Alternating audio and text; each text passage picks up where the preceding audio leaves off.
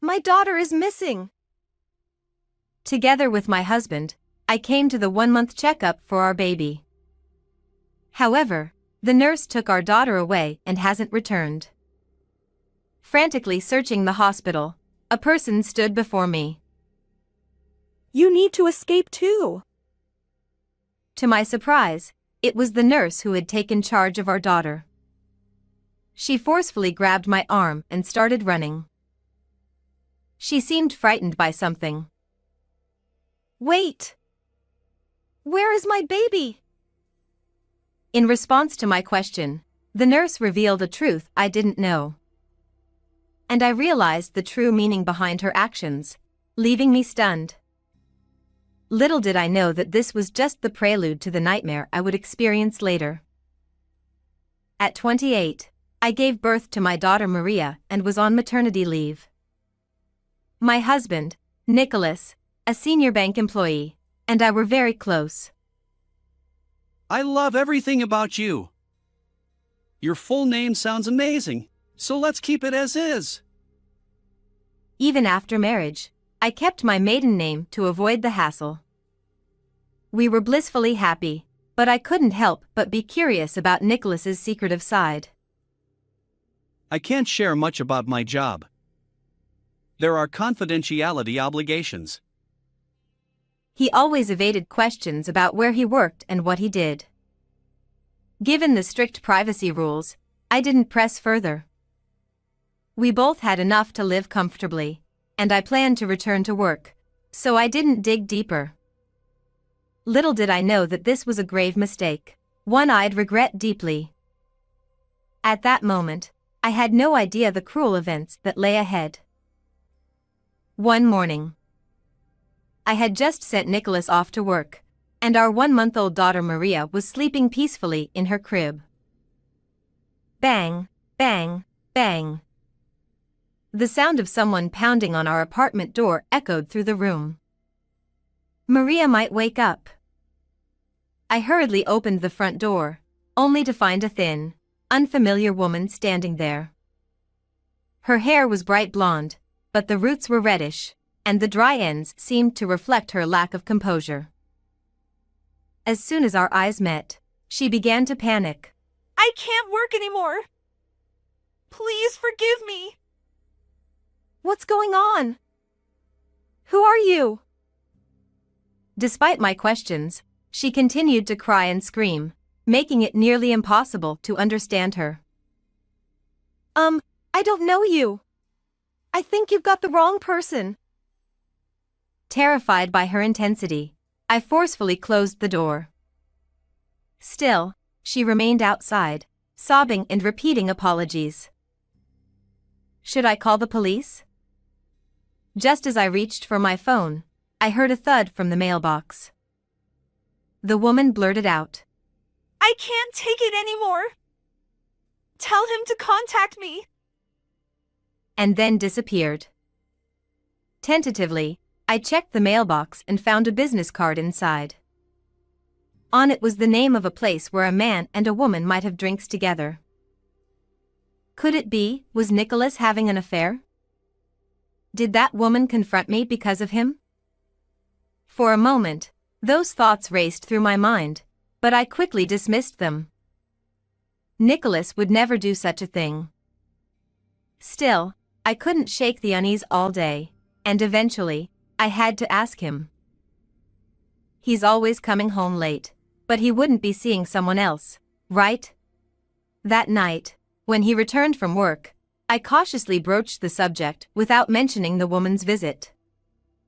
Nicholas seemed genuinely surprised. What's going on? Why the sudden question? I just wondered if you were getting tired of me.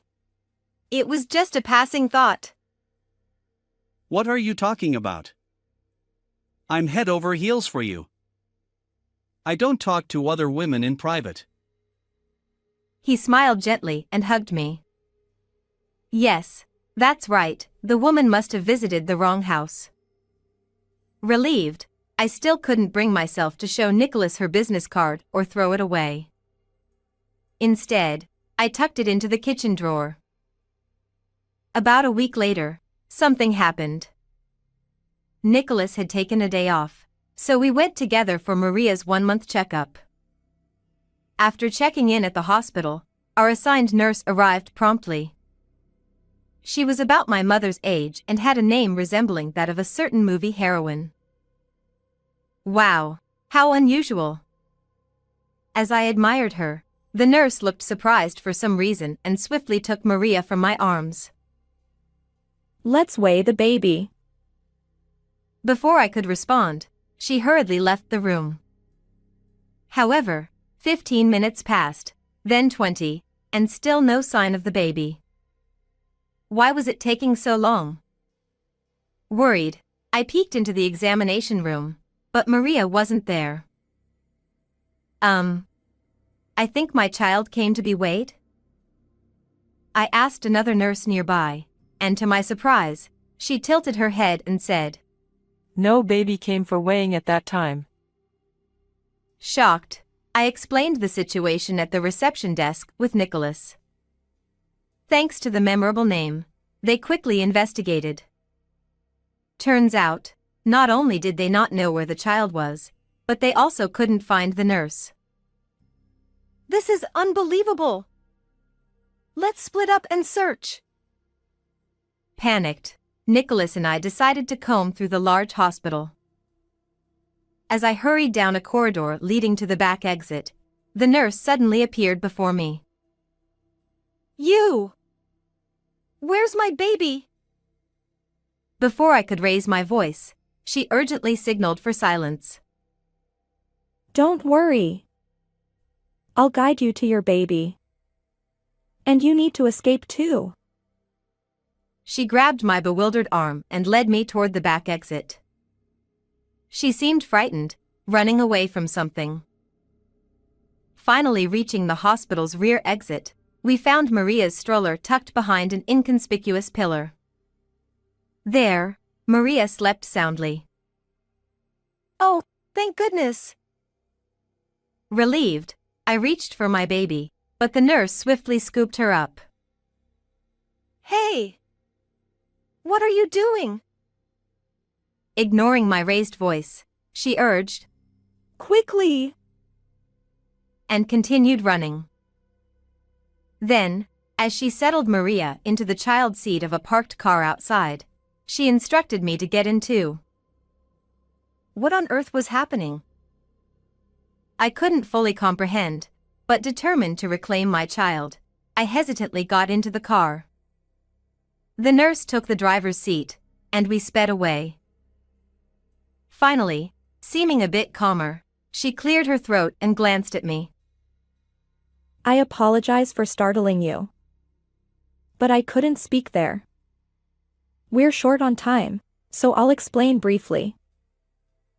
As she drove, she began revealing shocking truths, showing me photographic evidence that left my heart pounding. This couldn't be. I wouldn't forgive this. And with each revelation, my anger intensified. After finishing our conversation, we retraced our steps. Although there was a minor commotion at the hospital, we had coordinated our story, so there were no issues. The nurse who had taken care of Maria explained that our daughter suddenly started fussing, and she searched for me before the weight measurement.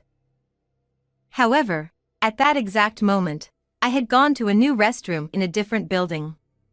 Unaware of this mix-up, I returned to the original spot and claimed that our daughter hadn't returned, causing a commotion. I apologize for causing inconvenience due to my hasty assumptions. As I apologized deeply while holding our daughter, the hospital staff and Nicholas showed relieved expressions, knowing the baby was safe. After firmly shaking hands with the nurse and bidding farewell at the hospital, I began preparing for revenge. From the next day onward, I met with lawyers, conducted investigations, and gathered evidence. With help from my family, I managed childcare.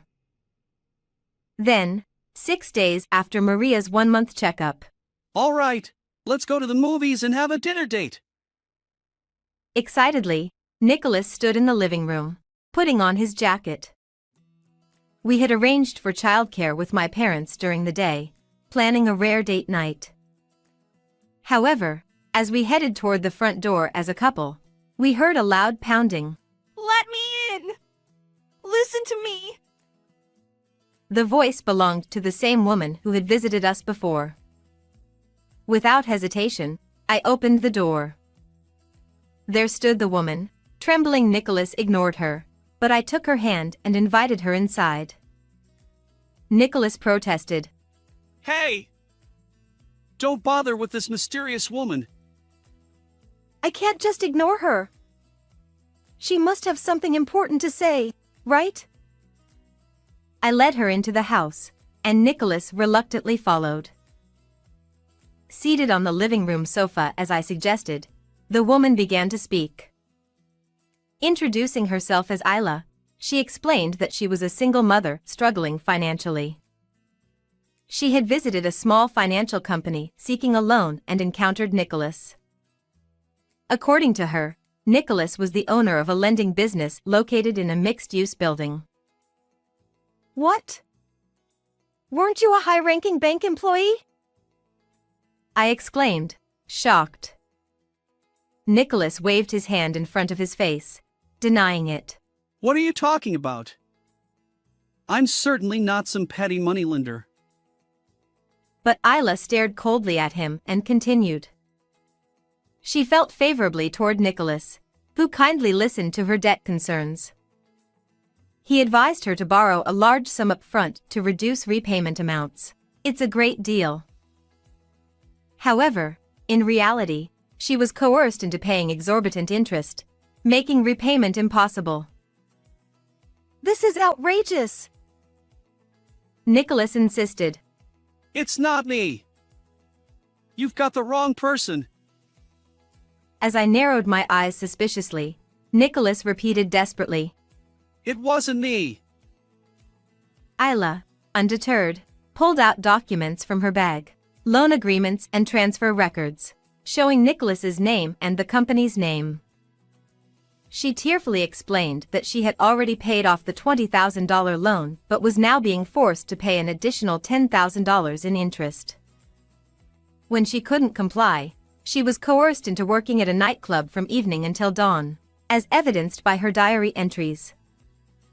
The truth revealed by Aita left me trembling with anger. Using debt as an excuse to force such unreasonable labor. Try putting yourself in their shoes. I trembled with anger at the appalling story.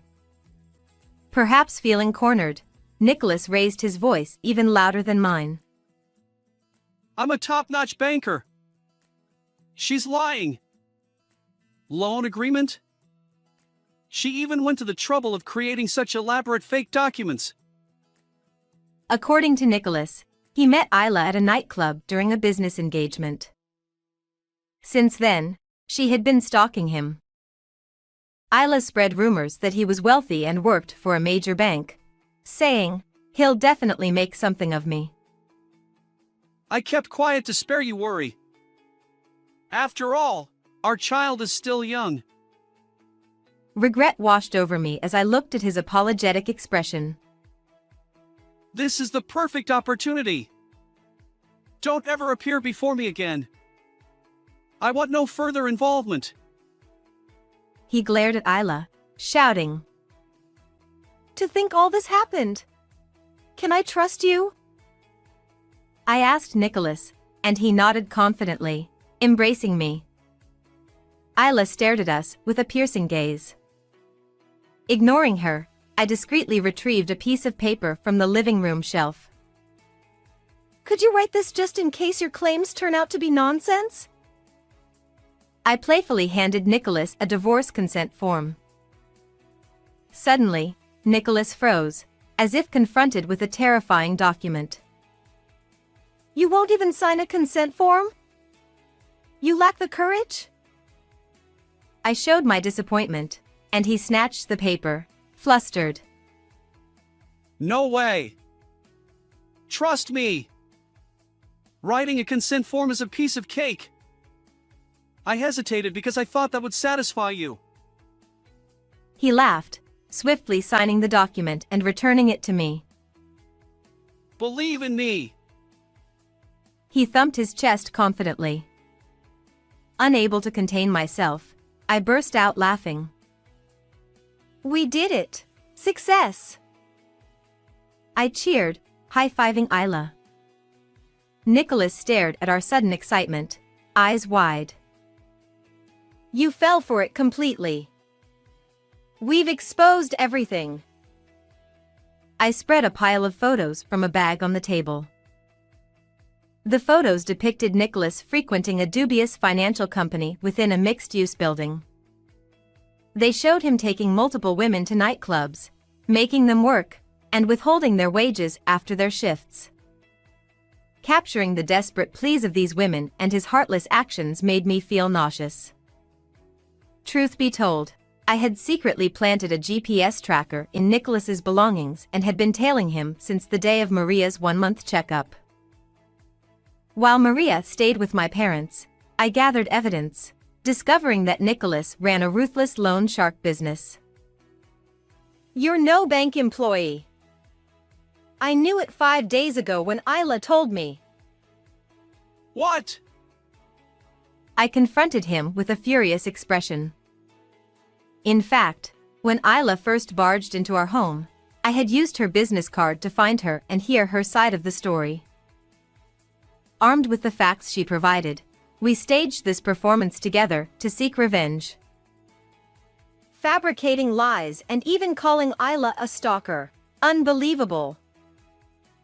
I said, and Isla nodded in agreement. And 6 months ago, you were already using aggressive collection tactics at the hospital. I recalled the story the nurse I met during Maria's 1-month checkup shared with me in the car. Surprisingly, she was an eyewitness to Nicholas's aggressive debt collection tactics. About 6 months ago, a woman covered in bruises was urgently brought in for treatment due to overwork caused by being forced to work relentlessly. While doctors and other staff tried to intervene, Nicholas and 2 other men burst into the room, shouting at the woman, Pay your debt. Running won't help. I'll chase you to hell. They even threatened her, saying, If you can't work to repay the debt, we'll use your life insurance. Eventually, before the police were called, Nicholas and his companions left the scene. However, the nurse remembered his face vividly. When she saw Nicholas during Maria's checkup, she immediately recognized him as that man from back then and tried to help me, thinking I was unaware of the situation. To convey the truth, she separated Maria and me from Nicholas and shared everything with me. So, am I about to be silenced and turned into money? I retrieved a life insurance contract from under the pile of photos. Somehow, it had been taken out in my name without my knowledge. No, that was just in case something happened to leave our child behind. Nicholas's continued evasiveness pushed me over the edge. Marrying into the family just to change your name and extort money from me. How despicable. I played the recorded audio from the bug I had planted along with the GPS. It captured Nicholas talking on the phone, saying things like, I married into the family to change my name. and, If I erase my wife and child, I'll get a substantial sum. confronted with irrefutable evidence, Nicholas clenched his teeth and looked down.